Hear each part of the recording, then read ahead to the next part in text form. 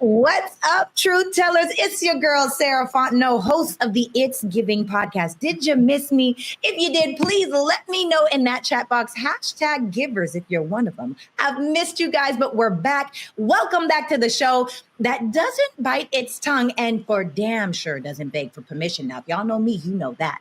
Today, we are tearing down the velvet ropes the political elites hide behind. Zohran Mamdani, a name that's got the establishment sweating bullets right now. Why? Because he just flipped the damn script in New York City. A grassroots immigrant son, socialist organizer who didn't just run, he won. And he did not win politely.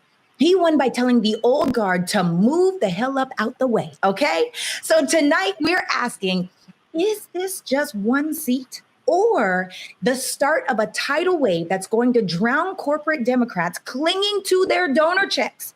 Also, in FAFO news, Dave Chappelle and Katt Williams are using their platforms to double down. Katt Williams clapped back to Ali Sadiq. He said, nigga, I don't know you. So strap in, make sure you turn us up, because if you came here for polite politics, you're probably in the wrong place. You're probably on the wrong channel. But Truth Talks starts now.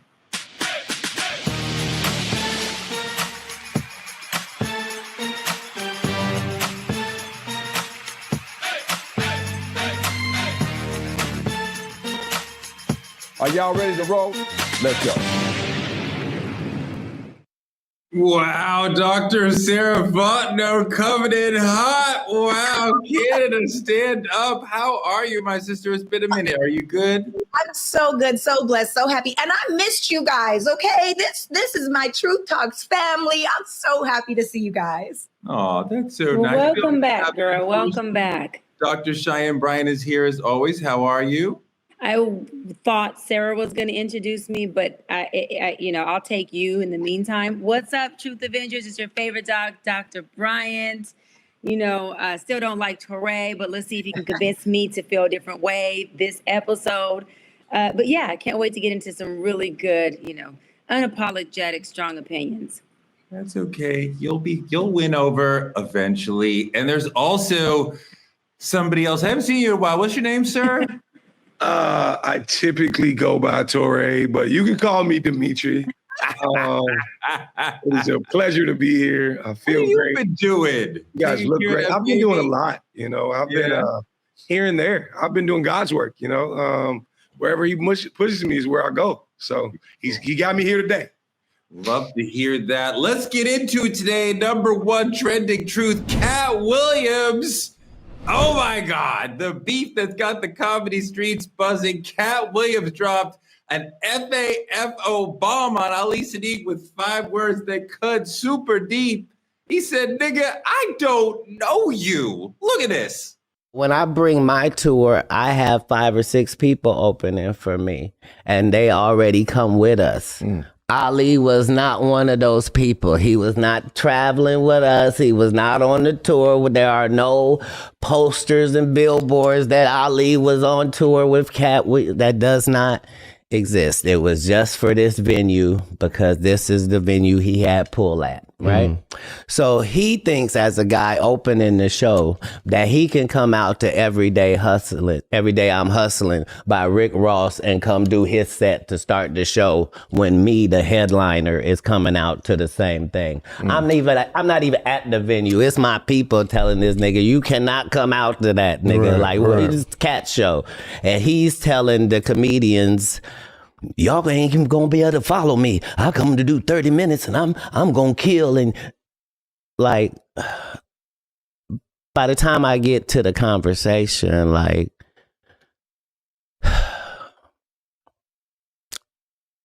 either Ali can perform or I can. Maybe I'm too old. I feel like if I don't have your number and you don't have my number, we never exchange numbers, then nigga, I don't know you. Dimitri, there's comedy etiquette as far as you got to respect the headliner who's giving you that job for that night, because Ali will probably be on an open mic or some shit if Katt ain't there letting him jump on his set for that night, opening for that. But the other thing is that there's just like respect as a human being, as a man. That's my song that I come out to. So you're just gonna come out on my song? Like that's my established thing that I do. So it's kind of disrespectful. So, I mean, like, you know, some people might say, oh, Katt is gatekeeping, but I think Ali's going way too far here. Yeah, for me, I don't really see it as gatekeeping. You know, a lot of people in our culture would call this like a clapback. But I think when you actually break down what a clapback is, it's just like a boundary with a little bass in it. You know what I'm saying? Just a little bit of bass.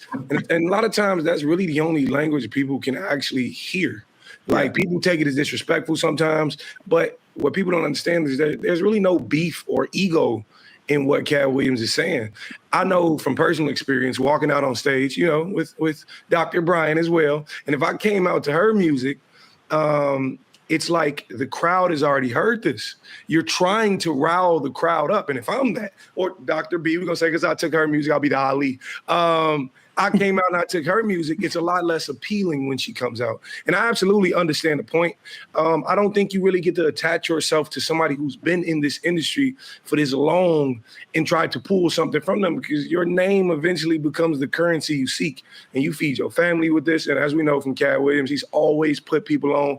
I think he's speaking exactly what he needs to speak. And if you don't know him, brother, he don't know you. Yeah, I mean, Doc, you go on stage a lot. Those little things you do when you're coming out, the music, you know, just the way you present yourself in those first seconds with the audience is an important part of the whole conversation, the whole event you're going to do.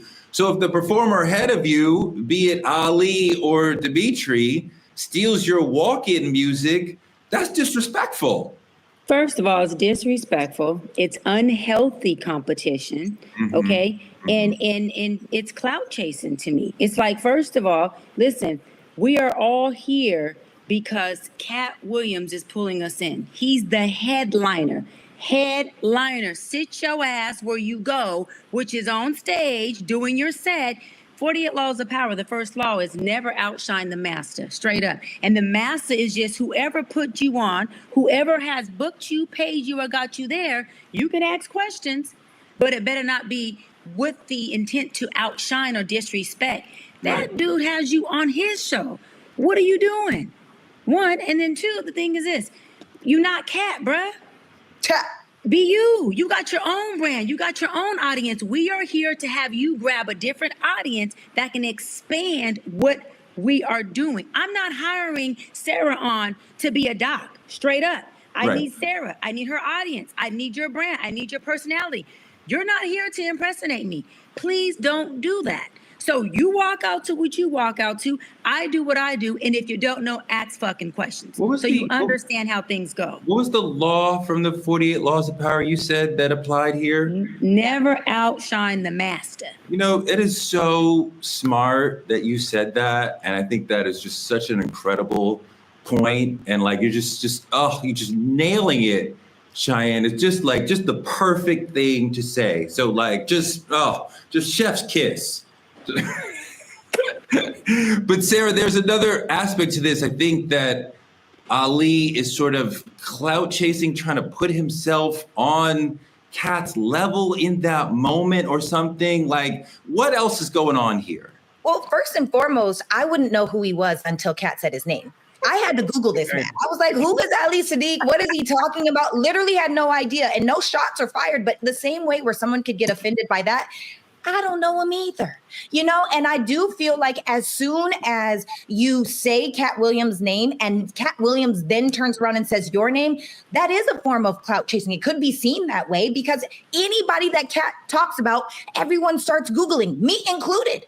Who is Ali Siddiq? I did not know this man. And so for him to get to a space where he even almost put himself on Katt's level, I think that's a little laughable, but hey, so is life. I mean, you kind of want to Google out of the situation, but also Katt just told you, I don't rate this man. I don't care about this man. I don't know him. I wasn't at the venue when he was doing his show. I don't care about you. I don't find you funny. You just happened to be on my show one time.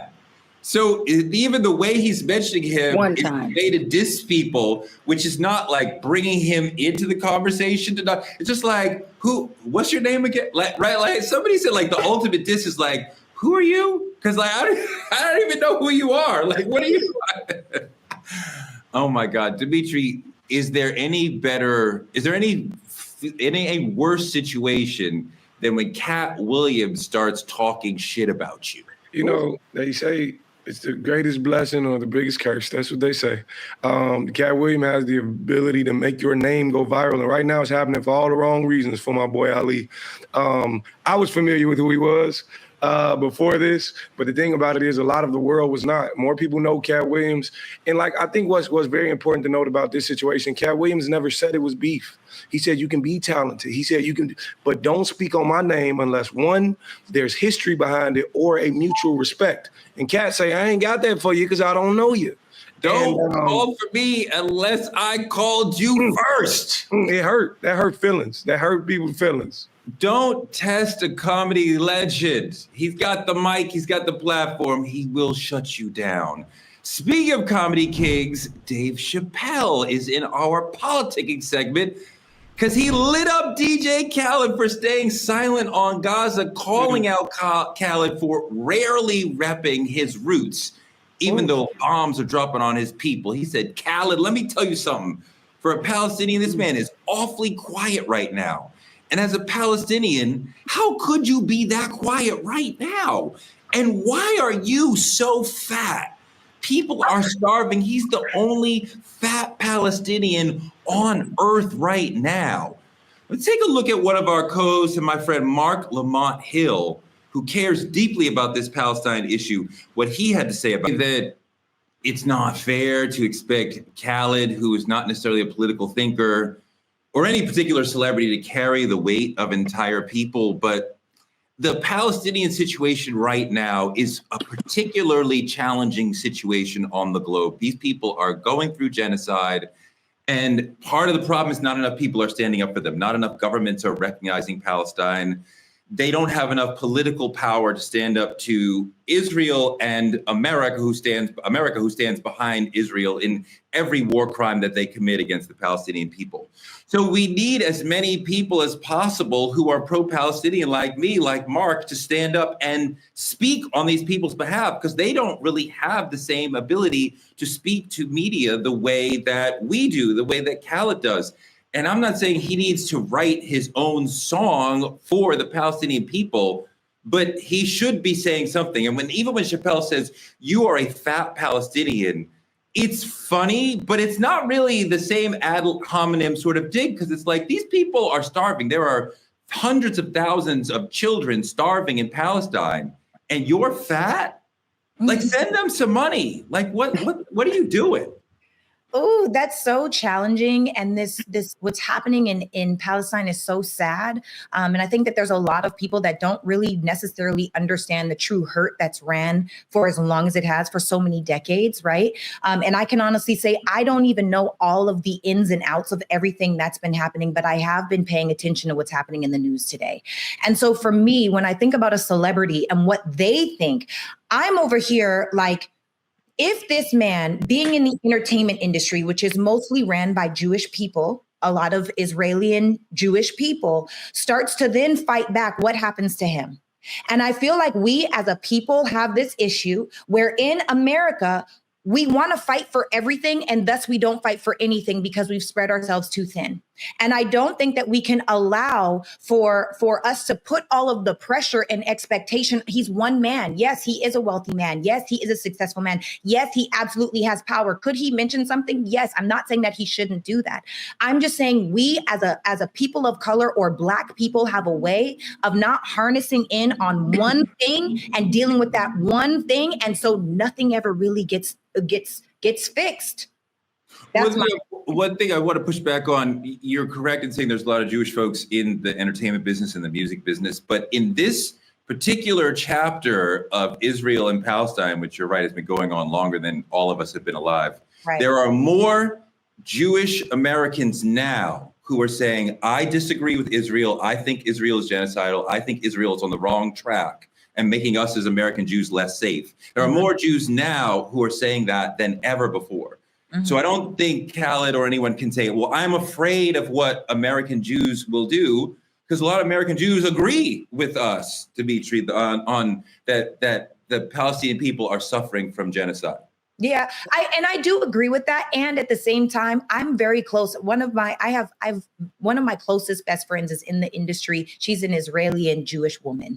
And I do know the fear that she has explained to me based off of being raised in Israel, now being here in America. And I do know that if you've only ever heard hate, if you've only ever heard fear, oftentimes that's the mindset that you adopt. And so I think it's just too easy to assume, because you have to remember, and I think that all of us could probably agree, that more people will fight for their belief than the truth.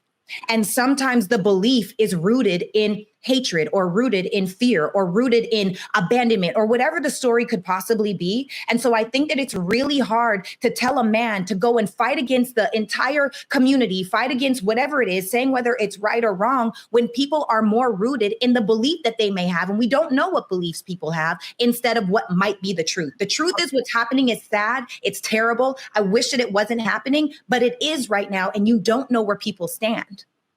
Yeah, part of what you're touching on, I want to get Doc in here, is this notion that Israeli people feel like and are told that they are the victims and that they are under attack. Which nation in the Middle East attacked Iran, Syria, Lebanon, Gaza, and I'm forgetting two of them? Israel has bombed 6 nations in the Middle East over the last year, and they're committing a genocide and war crimes and apartheid in Gaza. Israel is the greatest and most bellicose actor in the Middle East. So the fiction that they are afraid of all the other nations is just made up so that they can justify morally the continued military attack on every other nation in the region and continuing to tell every other nation, we are expanding. They are occupying 3 other nations in the Middle East and want to continue expanding. Doc, of course, the other nations in the Middle East are and should be scared of Israel. So getting back to DJ Khaled, I think that there is race, and I don't think there is race and there's culture. Race-wise, he is a Palestinian, okay? Culture-wise, he doesn't identify with that. Culture-wise, he actually identifies with the Black culture, straight up, everything about him. So I believe that there's not even anything in him that says, let me go advocate for, use my platform for, let me speak against or for. In what we're saying, his people, I believe the Black community is what he identifies with, his people. Okay. And this is why I always tell people that you have to look at the different moving parts of a person's makeup. Race-wise, I am a Black woman, Mexican and Creole. Growing up as a little girl, I identified more with Hispanic because that's the household I was in. As I became an adult woman, I identify more with being a Black woman because culturally my environment was that of Hispanic culture. So we got to look at people and say, wait a minute, okay, identity, which is culture, and race, which is or ethnicity, which is where you're born or what your bloodline is, are 2 different things. No, and yes, we can try to hold them accountable by saying you're Palestinian, and so you're supposed to fist pump and do these things. But if that man doesn't identify with that, and 2, what if he doesn't have culture competence on anything of what you just spoke about, Torre? What if his level of culture competence is just watching it on social media going, oh shit, Israel's bombing my people? No, so he doesn't feel like he has a dog in that fight. I think it's a really smart point that we might be expecting more from Khaled than he is willing or able to do because this is not the culture that he identifies. I think that the way you filter through yourself, I think that's a really smart point. Dimitri, what do you think around, let's stay for Doc? I love that Doc brought it back to Khaled because this issue is so deep for me, and like the inability to criticize Israel for like years has been like killing me. And now we understand as a nation, like criticizing Israel is not anti-Semitic. So I'm like, all right, let's criticize Israel. And nothing I said was anti-Semitic, but we're supposed to be talking about Khaled, and Doc brought it back to Khaled. I appreciate that. So let's stay on the Khaled trade. And what do you think, Dimitri? Doc, I love the narrative, and I think it takes a very it takes a very self-aware mind to even make that observation about DJ Khaled. But I think when I think about the standpoint of what Dave Chappelle is actually trying to say is that regardless if it's identity or culture, DJ Khaled hasn't stood for anything. DJ Khaled has stood on the necks of all these people who's pushed him up in the entertainment industry. And you weren't here for Black Lives Matter either, brother. Ooh, whether it was culture Dimitri. or whether it was Gaza, you didn't stand up for anybody. And all I'm saying is sometimes real is revolutionary. It's the reason I love Dave Chappelle for what he brings to the table. He's not here just to make you laugh. He's here to make a keen observation about reality and something that's real. And all Dave Chappelle is saying is if we're not your people culturally and you don't stand up for us when we matter, you're not even standing up for your race. And we've seen it with the Kyrie Irvings. And I'm not sure what her name was, but the young lady who was on Scream, I don't know if you guys remember the latest Scream, she stood up for her race and was crucified because of it. And all I'm saying is Dave Chappelle, who's known for you've seen a man turn down $50 million. He's known for standing for something. Yeah. All he's saying is we have to force our celebrities to stand for something. Whether you tweeting it or whether you making a post about it, whatever, you can silently support through funding. Like there's a million different ways. Even Muhammad Ali. You get what I'm saying? And I think that's all Dave Chappelle is really trying to say is that you stand for something or you like said, fall for anything. Yeah. We talk about this a lot with my wife that the younger generations, especially, the Zoomers, are saying, what do these corporations and these celebrities stand for? And I want to at least know where you stand. And there was a previous era, the Michael Jordan era, let's say, where celebrities said, don't let them know where you stand so you won't lose people. And now, people like Dimitri are like, no, I want to know where you stand. And if you don't stand for something, then I don't respect you for that. So at least own some position. You can't just own nothing. And we're like, so Khaled silent on Palestine, you silent on BLM. All you want to be one of the black people, but you silent on BLM. You got to talk at some point. You got to say something. But let me move forward to our main topic because it's centered on New York City. And I love when we talk about New York City on this show. And I love when we're talking about progressive politics on this show because we're going to call bullshit on the old guard in New York City. My candidate for mayor, Zohran Mamdani, kicked the door in with an unexpected win in the Democratic primary and made the Democratic establishment sweat bullets. They are mad at him. But why did he win when so many radicals and far-left progressives get crushed? And who else has the balls to break through this same system? Let's look at this video about my man, Zohran Mamdani. And they didn't throw your name in the hat at first. It was just... Look, let me tell you, I was sitting in a coffee shop in Astoria. This is right before we launched the campaign. Somebody in politics showed me a poll. And I was looking at the beginning of the poll, and they were like, no, keep looking. Keep looking. And then I was there at 1%. Damn. They were like... That's what you said. Right. Yeah. How'd you make the poll rise? Pause. I think just by being consistent. Yeah. From the beginning of the race, from October 23rd, the first day, I said this was a campaign about affordability. I said this was a campaign about New Yorkers who have built this city, who are being pushed out of this city. And I said that I was going to do three things. I was going to freeze the rent. I was going to make the slowest buses in America fast and free. I was going to deliver universal childcare. And it got to the point where I can go to a rally and I can say, I'm going to freeze and the crowd will say rent. Buses fast and free, universal childcare. People know. And I think for too long, politics has become about a person as opposed to a platform. And New Yorkers see themselves in that. And, growing up in this city, so many of the people that have helped to raise me, that I've grown up with, they haven't always seen themselves in our politics. They have, they haven't voted in a lot of these elections. The last mayoral primary, 26% of Democrats voted. Look at that. See, if I said Democratic Socialist, Sarah would run screaming from the room. But when I say free childcare, free buses that move quickly. Look, one of our Truth Tellers super fans had this to say, Newton Ray, thanks for the super chat. The system is collapsing. Life is too unaffordable. And all politicians say is that we are lazy for not having 3 jobs. We are burned out. So when you see someone like Zohran Mamdani with real progressive ideas to help working class people. When we talk about He wants to have grocery stores that are basically owned by the city or the state that are going to get people lower prices. This does not mean taking over grocery stores, but adding them, free buses, childcare. These are all things that are going to help the working class, right? Freeze the rent. This is all about the working class. So is this a system that you can even get behind? Is he really reaching out to people who are feeling the crush that Black people have felt for a long time? Oh, I think he's speaking the language that people want to hear. That's called politics, baby. You got to know your audience. You got to understand that cost of living is high. So yeah, let me talk about making sure that I freeze or lower the rent or affordable housing, right? You know that, the working class happen to be parents, many single mamas, or even give single fathers their flowers as well, who do need free childcare. Okay, so these are things that, as an elected official, especially at the city level, or the state level, as far as mayor, to talk about public safety. There's certain things we know to talk about at certain levels of politics. I'm not saying that he's not going to deliver them. I hope he does.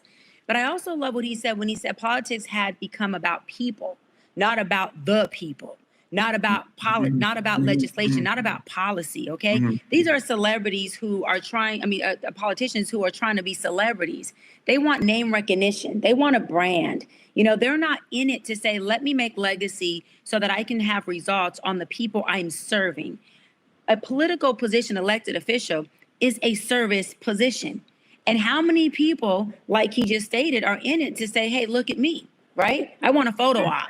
I want to be a celeb. I want to be able to have people name drop my name when I'm in places. I want the entitlement that comes with saying I'm elected official. Somebody wants me. I'm in office. And so I hope that he can, and he's not just politicking to the people, because a lot of politicians do that, Torre. You learn your audience. Listen, I was going to run for city council and then run for mayor of LA. And the first thing my campaign team was, we got to learn our audience. We have 51% of Hispanics here. We got to talk to the Hispanics, Doc. No, we have to talk to people. We have to talk policy. We have to talk to the people we're going to serve. We can't just talk to one group because they are the masses, although we do need their vote. So it's a thin line. Sarah, what do you think about what Mamdani's victory says about what's going on within the Democratic Party and the old guard not being able to really serve the people in the way that it used to? Because he beat Andrew Cuomo, which is, the Cuomo name in New York politics is gigantic. So this was a massive upset. Yeah, I think he's like Dr. B just said, he's speaking the language of the people. And more so, he's being so intentional, because notice that he was having that conversation on the Breakfast Club. The audience of who listens to the Breakfast Club, this man is being intentional about saying a message. But you know what? How many times have we seen people come in on their white horse and say that they're going to save, the middle class or the lower class? We're going to have childcare. We're going to make more money. We're going to make this free. We're going to create this access. And then they get in and turns out it's just a Trojan horse. How many times are we going to get duped from the beginning? So honestly, I don't know that I can necessarily believe everything that he's saying. Honestly, the first thing I thought of, he's saying this on the Breakfast Club. I'm like, oh, this man is intentional. This man is calculated, and this man is strategic. And one thing about Black people, we're passionate. We are a very passionate people, and I feel like that might be a big part of it. But and Sarah, Black folks call shit out. That's one thing we are good for. We will call each other out. We will call your ass out, and we will let you know this is a wolf in sheep clothing. And I'm not the sheep that hears your voice, right? When it comes to leadership. And I love that you mentioned he's on Breakfast Club, because that's knowing his audience. Breakfast Club has a very, very unique audience of who's listening to him. Now, again, I hope that this he looks like a young man to me. This young man delivers his promises and is not just another politician, because people, especially Black folks, people or minority folks, we are really, really, really battle fatigued with hearing promises and really getting under deliverance. And it's messed up. One of the parts of the Mamdani campaign that, I don't know if folks understand this if they're not in New York, is that he was repeatedly asked about Israel, and he would get asked questions that go deep into like, well, does Israel have the right to exist? Which I'm like, why is the New York City mayoral candidate being asked questions about, the state of Israel, right? I mean, like Jewish New Yorkers are absolutely within his purview, but he answered these questions in the very thoughtful and pro-Palestinian way, wanting to hold Israel accountable and yet never saying anti-Semitic things. And this was very threatening to a lot of people, but he understood this is how he really feels. But also the Democratic Party has shifted from pro-Israeli to pro-Palestinian. So he was right part of that wave. And there's a big separation, right? Because a lot of the Democratic elected officials are not there yet. So we're seeing Hakeem Jeffries, right? The big Democratic congressman from New York, not yet endorsing. We're seeing Kirsten Gillibrand, one of the senators from New York, not endorsing. Chuck Schumer, senator from New York, not endorsing, right? Partly because AIPAC and the Jewish lobby is so much a part of what makes them successful. So we're seeing a lot of Dems, big Dems, not giving their support to him, threatened by the progressivism, but also the pro-Palestinian nature of his entire campaign. So how far do you think the establishment will go to stop him, or will they eventually say, okay, let's support him? I think that's a problem in itself. That's always been a problem in itself.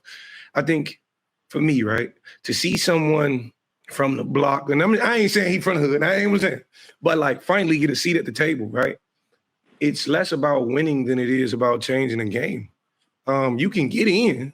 They may let you in. Okay, we won by the grace of God, but how many times does it get flipped over, or do we end up with the donors? Like you start off with the people, but somehow you end up with the donors. Somehow you got bought out just like everybody else. And I think that's what I take away from this all. That's the biggest note. I think I love what he's saying. He said things like the world doesn't need billionaires or something to that degree. And I think, listen, I'm with you when you're right, but my problem is we clap so loud when we finally get there that we stop holding them to these expectations. These people get bought out quickly. And so all of these things and all of these rallies and everything, he got people yelling here and there, it quickly turns over. And we've seen it. And I ain't going, there was only Obama got in, and we were so grateful Obama got in the presidency.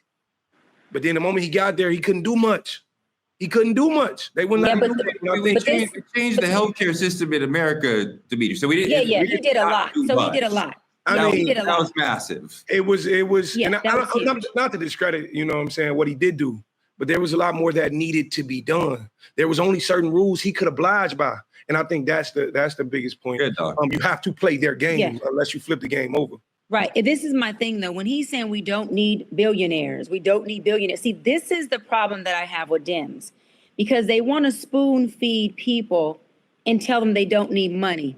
But let me tell you what it takes to put the food in the spoon that you're feeding them with: money, because money creates resources. So again, now you're feeding a group of people a false narrative by saying, I'm going to freeze the rent. I'm going to offer free childcare, which is great, not against it. Hold on. And then I'm also going to figure out how I can do these other free things. Free stuff comes from government assistance. That's still spoon feeding our community.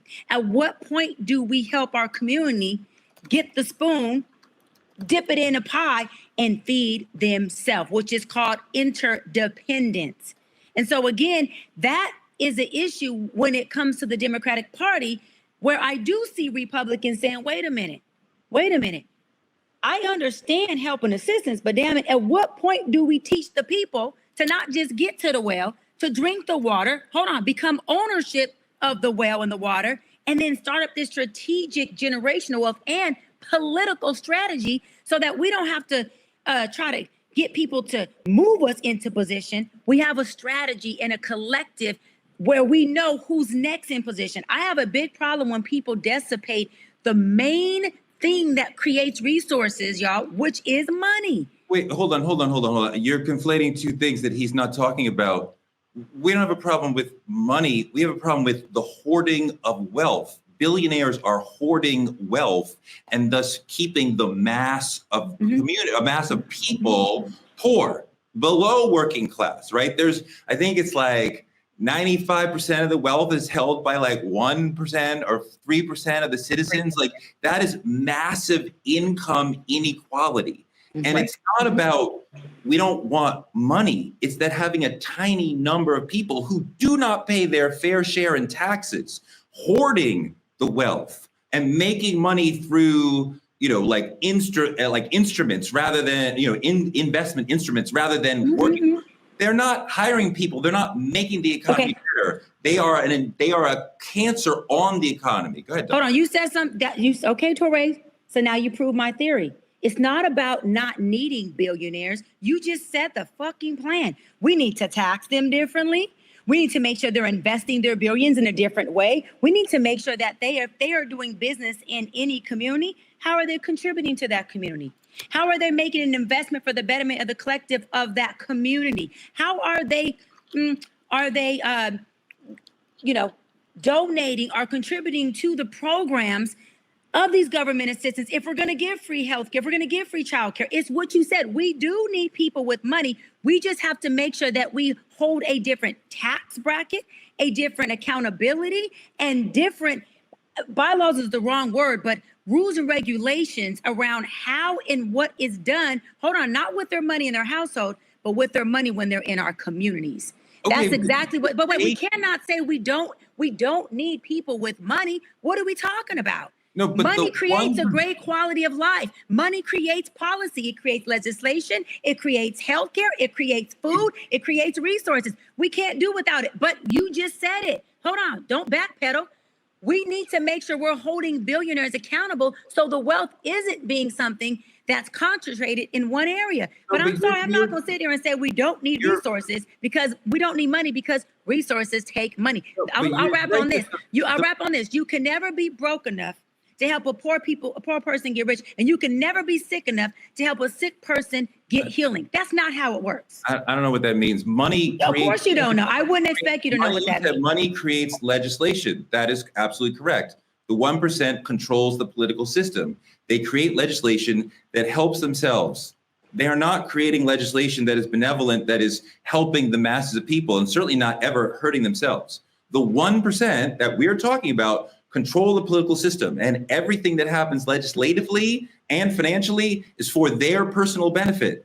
So go ahead, Sarah. So we it's not like, well, we need money. Well, yes, they are controlling the system. We cannot hold them accountable or have them pay a fair share of taxes when they are the ones who are entirely controlling the political system. Torre, we control that. Sarah, I'm gonna tap you in, sis. One second. Torre, the way we control that, sweetie, is we actually have a party called the Democratic Party that ain't got shit. We ain't got the House, we ain't got the Senate, and we don't got the Supreme Court. You know why? Because we didn't strategize, which includes a financial plan on where we're investing, our democratic coins for certain legislation and policies, as well as who we are going to put in office, Torre.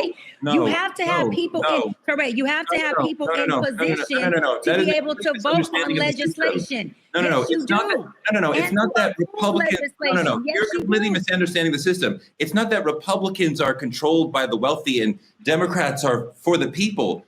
The Democrats are also controlled by the wealthy.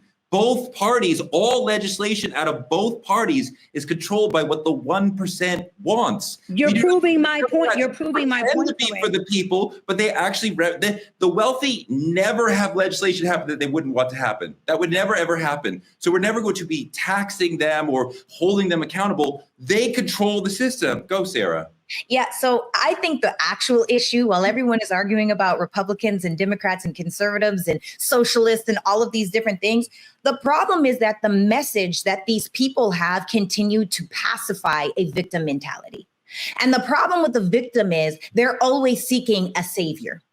And so if you think of the people where all you have to say is the buzzwords, the clickbait of we're going to help you with childcare. We're going to, make transportation free for everyone. We're going to freeze your rent. These are all things that are not actually solving the issue of making someone an interdependent human.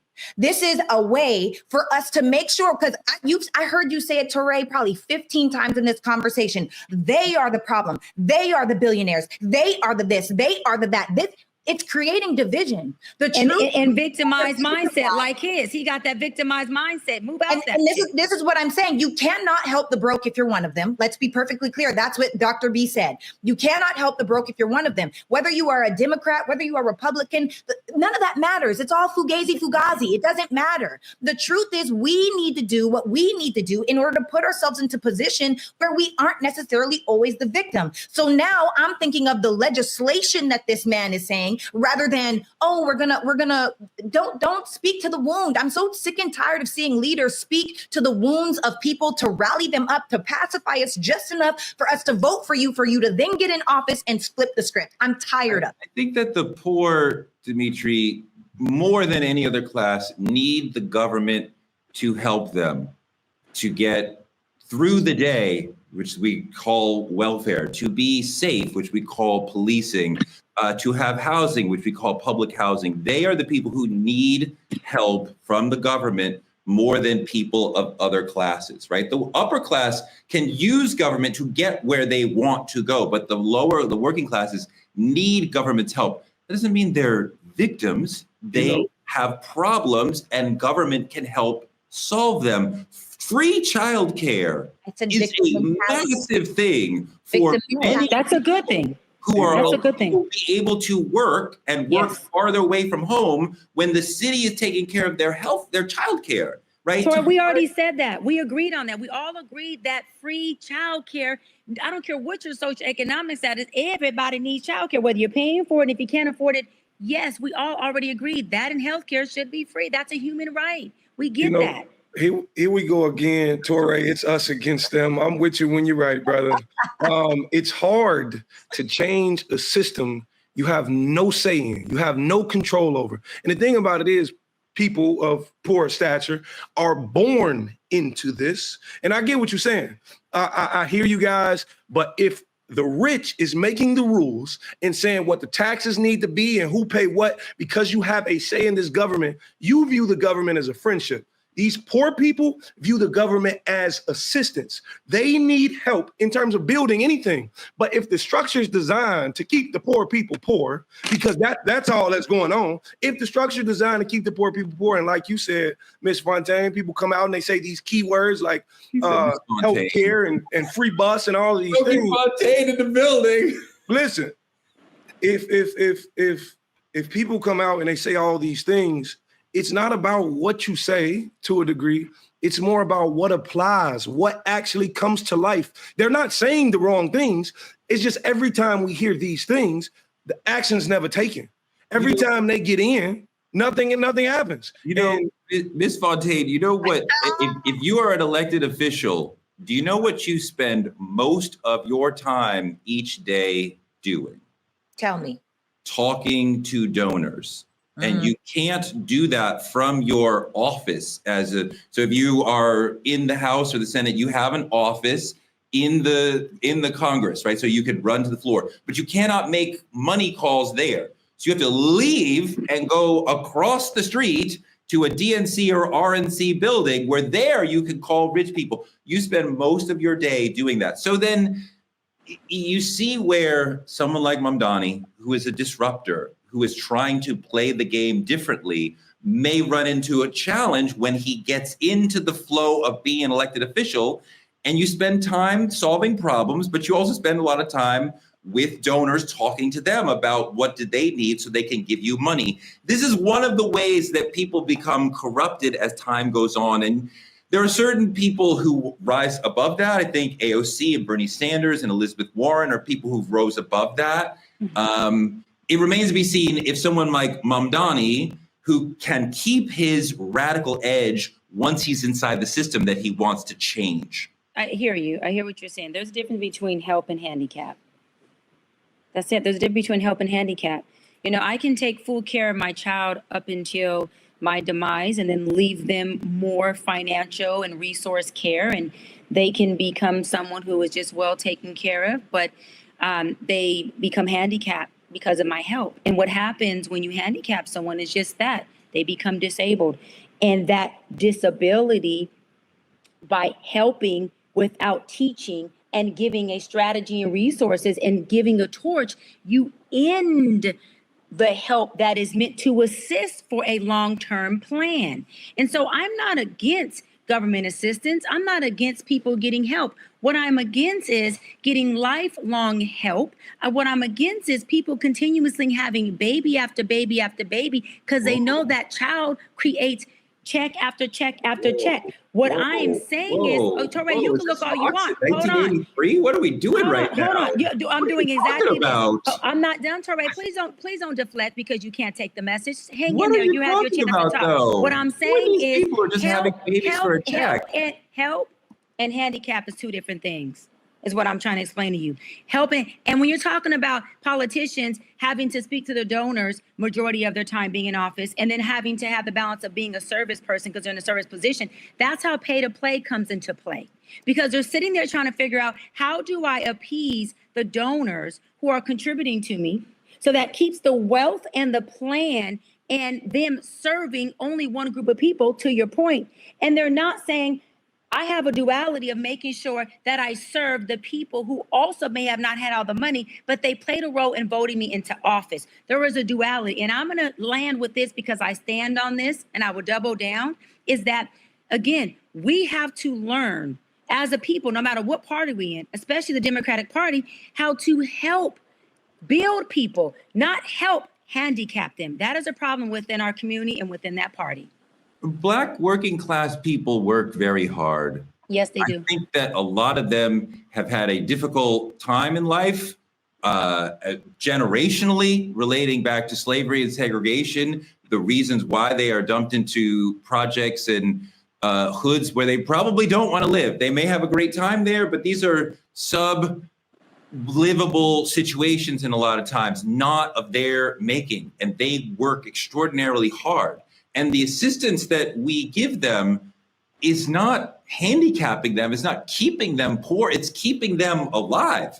And I think government owes it to the most needy, vulnerable people in its society, in its citizenry, to help them and take care of them. I wouldn't want these people slipping through the cracks and becoming homeless or worse because they can't, because they missed a shift. Well, then why is that happening? Then why is that happening? Why is it that the help you're talking about has actually immobilized our community, has actually marginalized us more, has actually caused more disparities? Torre, what you're saying is completely contradictory to one study, two statistics. Have you driven or visited an inner city or a hood any time recently, even in the last 5 years? Have you seen about New York City? You would know that we are mixed class everywhere.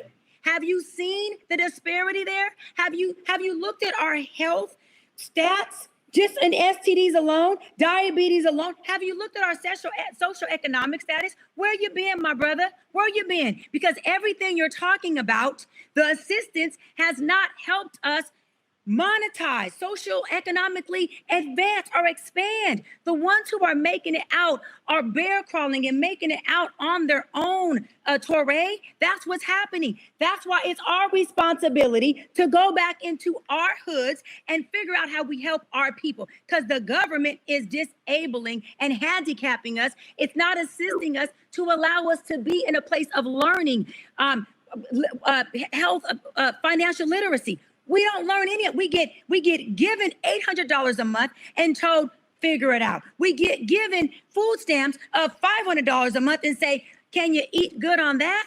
No, we cannot. It's not good enough. The assistance is not helping us. It is marginalizing us. It is despairing us. And I'm so tired of people like you thinking, let them spoon feed us because all we know is to be spoon fed. That in its own self is a representation of dictatorship. That's how you control somebody. That's how you control somebody. Hold on a second. If you knew anything about New York City, you would understand that the classes all live together. Okay. I live a stone's throw away from the projects. I cannot get to the studio without passing through the projects. Hooray.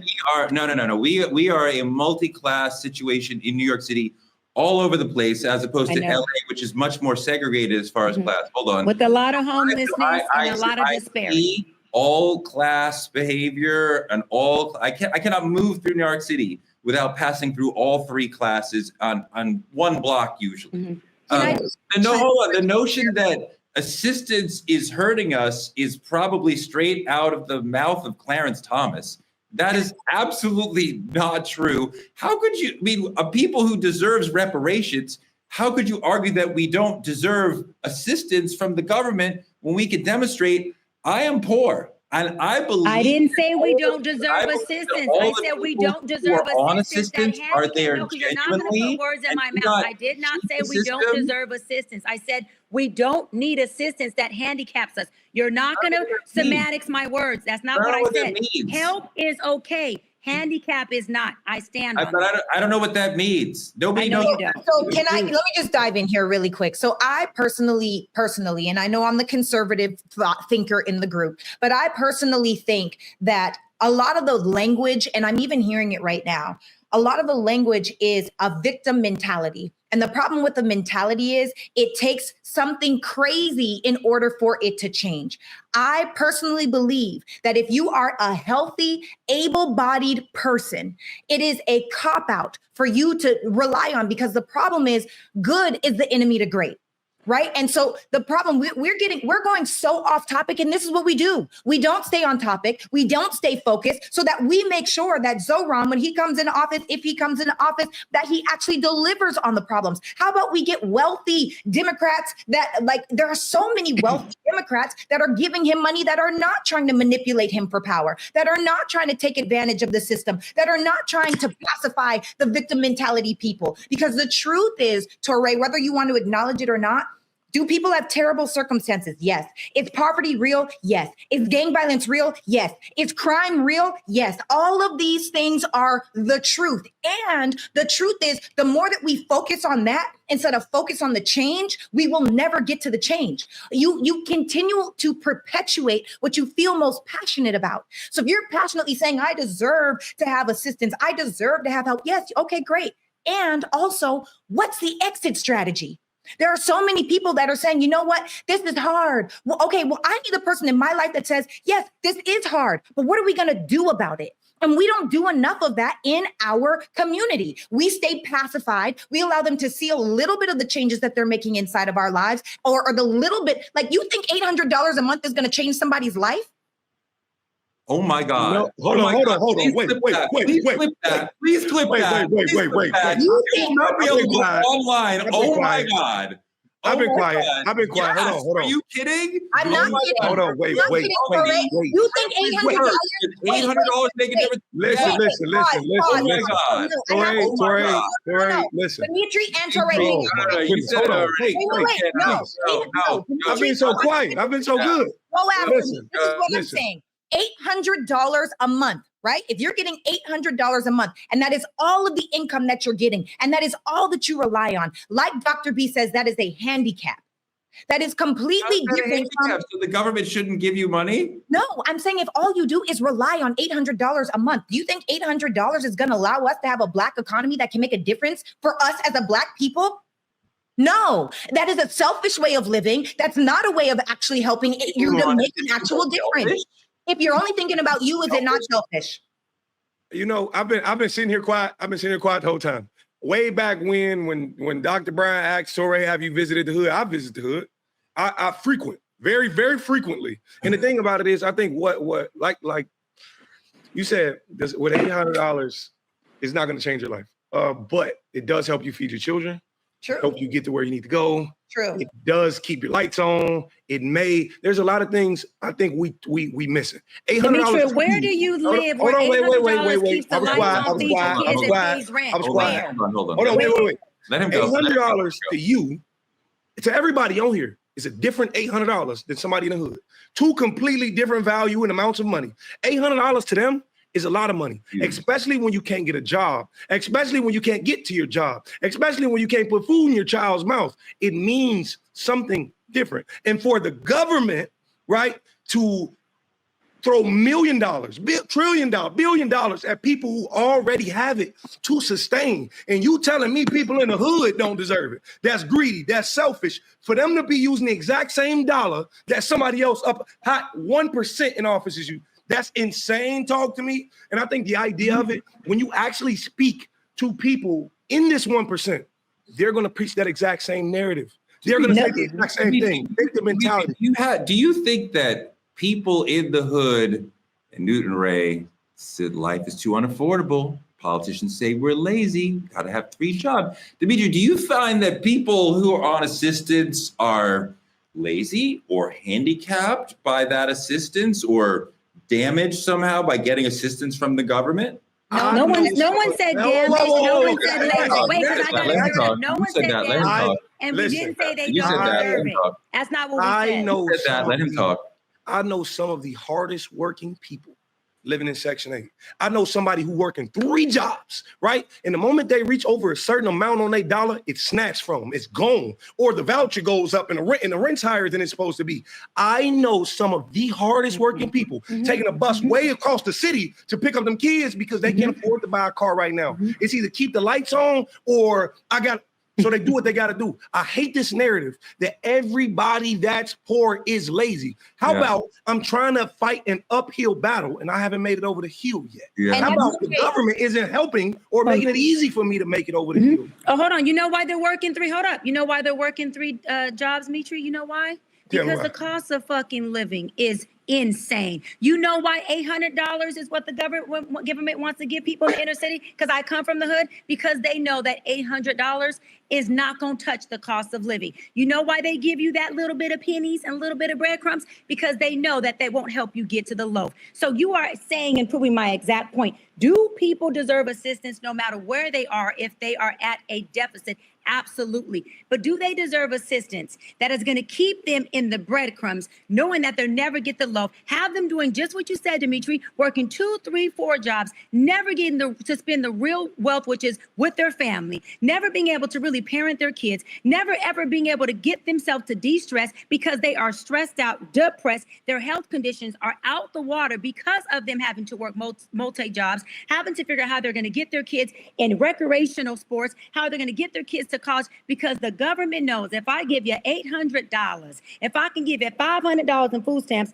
that is not going to be enough for you. So I can keep you stressed out, I can keep you overwhelmed, and I can keep you on system overload. That is what I'm saying is, yes, we do need to help people who need help. We need to teach them how to help themselves at the end of the day, because $800 will handicap the person. Not the person is handicapped for needing it. The system is handicapped and broken for giving us something they know does not even help or touch a socio-economic way of living. It's sad. You're saying they deserve more money, that we should be giving them more, because we're not giving them enough. If that's the question. Wait, Torre, hold on. Absolutely. Give them more. Torre, this might be the only 2 seconds that I even like your black ass for a second.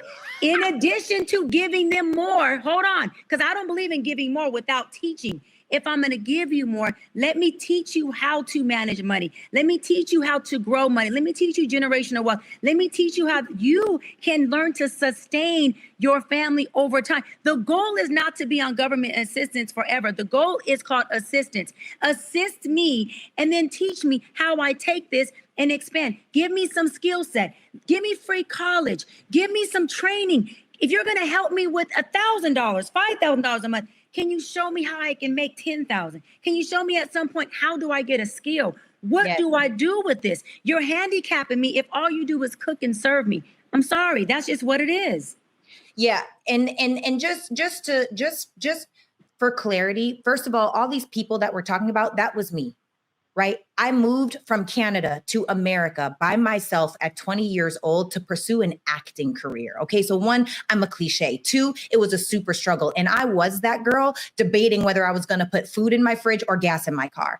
I was that girl that was digging in my couch so that I could find change to put $3 on pump 5. And not because I was in a rush, but because that was literally all of the money that I had. I was also that girl that got sued for $3,500 because when I moved out of my apartment in the 4 years that I lived there, I only paid my rent twice on time. So I'm not saying that I don't understand what it is like to come from poverty or be in poverty or experience what it is to be poor. What I'm saying is, what are you doing inside of or alongside of the $800 assistance? How are you developing your skill set?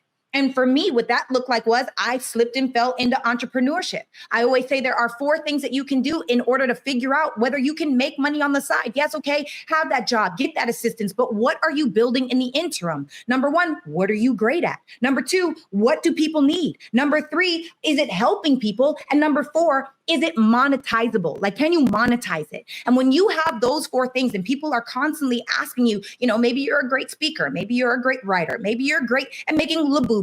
I have no idea. Maybe make the little outfits for labubus. Maybe you're great at knitting kitten hats. There is something for absolutely everyone. And just like this man, Zohran, is running and he got in front of the right audience and he's hitting all of those same pain points for someone else, those are the skill sets that people need to learn. Why are we learning how to play the recorder in school, but they're not teaching us about taxes? They're not teaching us about loopholes, because like Warren Buffett says, if you were born broke, that's not your fault. But if you die broke, that is your fault. And I don't think for a healthy, able-bodied person that it's okay for you to just sit there and take whatever life gives you. Decide.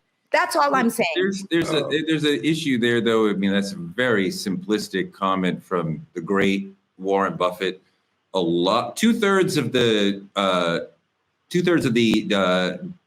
bankruptcies in this country come from medical catastrophes. Mm-hmm. People had insurance, but something medically happened to them that destroyed their body to the effect that it destroyed their bank account. Yes. Nobody could be prepared for that. Nobody could be prepared that their industry collapses and that they don't have a job anymore. I mean, like, there's many reasons why you could run out of money, and that has nothing to do with you and your fault. I just don't like the idea of looking down on people who have failed at capitalism as if that's some character failing, when quite often it's not. Sometimes it is, but quite often, Dimitri, it's not a character failing at all. It's the complexity of the game of capitalism. First off, kudos to you and for moving and everything, and that's great. Great job on making it up. But there's a lot of people who can't afford to do where you started. There's a lot of people who don't have a passport. There's a lot of people who we can't afford it, right? There's things we can't do, right? Because there's options. Imagine attempting to move, but I can't, right? Because my mother failed my grandmother and my grandma did this, and my grandma's been sick ever since I was born. So the only caregiver in the family can be me, right? And the thing about it is, people say, we sit and we talk about government assistance and housing and all these things. Maybe that's all I have to help me. Maybe I want to do better, but I can't because these things are now on my back. I think the idea of it is we sit and we can mention these bills, but imagine being born in the debt the moment you came out. When I was younger, I learned, and listen, I don't know about the, crime thing, but I learned how to cut the lights on illegally because we had no choice as a child. I remember it being wintertime, having to go outside, shovel snow, and melt it in a tub. So just hear you had a $3,000, $500 bill, $3,500 bill is one thing. But to hear as a child, I have people around me that cannot function and have a quality of life because of a hole I raised them into. That's what the hood is looking like. The hood is looking like, okay, I was failed here. I am going to, and all I'm saying is this. Like I said about it in the beginning, to say these things to the people, that's great. That's a beautiful sentiment. But to apply them, and I understand y'all narratives and saying, okay, but you're handicapping them here, or I'm giving them the quality, I'm giving them something to survive off of. Everybody in the street that's homeless ain't homeless because they chose to be or they were lazy. Right. Sometimes they ran out of options on what life could do for them. Right. And a big thing to note that I think we keep forgetting, education matters. You use the word monetization. A lot of people in the hood don't even know what that word means. Pick a book, Dimitri. It's so many excuses and cop-outs. I'm tired of it. And that's the problem. You keep saying the hood, and that's the problem. It's a mindset. It's a mentality. And that's really the problem. You're not born into debt. You're born into the mentality of debt. And then you don't take the time to learn it. You could go get a book from the library. If you're born and your mama can't afford the baby formula to feed you, what is that? Right. Is that a mentality or is that? If you're working week to week, if you're it is paycheck to poverty. paycheck, you don't have time. There's no book that can help you monetize My that. school ain't have a fucking library growing up. Excuse my language. I ain't cussing at you, but I'm just Did saying. you have a library in your We city? didn't have a library growing Did you up. have YouTube? Did you have Google?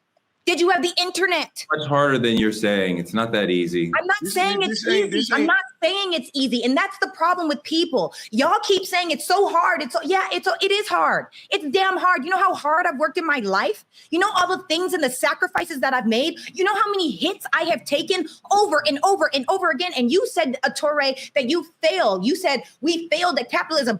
I have failed at capitalism. I just haven't stopped failing. And that is the difference. If you get hit and you get knocked down, you get back up. You know, I don't know. I don't think we're gonna Y'all handle it think- here. It's so I don't think we're ignorant. gonna handle it here. So let's go and ask the chat. Ignorant. It's Let's ridiculous. ask the chat because I feel like the people we're talking to, the people who may watch this show, may understand a different perspective that you're just not privy to. It's not until you were there that you know what it is like. It's not. And imagine being in a classroom full of 50 kids and they're trying to teach you all, and you telling me go pick up a book. I'm trying to get it from my teacher, but they can't give me the time and attention I need.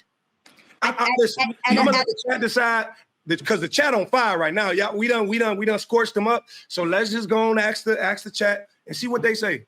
And I know we rapping, and I'm not gonna go long. You could ask somebody who's been in the hood and went to the hills, but I'm not gonna go there because on both sides, I understand both positions, and I picked up a book. I still got books, and I'm giving out books through my Dr. Bryant Foundation. It's Go on, amazing. Dimitri. It's just amazing to me, man. I see it every day, how loud people clap for me because I came from the hood and made it out. But you got to understand, it's not as easy as you think it is. It's not moving from Canada to America. It doesn't need to be easy, Dimitri. You just need to do the work. Who's looking for easy? Who is looking for easy? It's work, baby. It's work. You're missing my point. There's no parental funding coming from this way. I had to get up and go get it from until you say I can work a day job to understand and learn and grow. By the time you made it to where I was when I did something for myself, a lot of people are already set in their ways. And I think we got to let the chat decide on this one because, man, we got to leave this open for debate. And I would love to have another conversation about this, but I think the exact same mentality we're pushing on the people who are poor is the exact same reason they're poor in the first place. That's just me. But we're going to go and wrap it up. Hey, Torre, if you want to take it away, listen, I am amazed at this episode. Drop it in the chat. Let me know if you're with me. Lovers, I know you're there.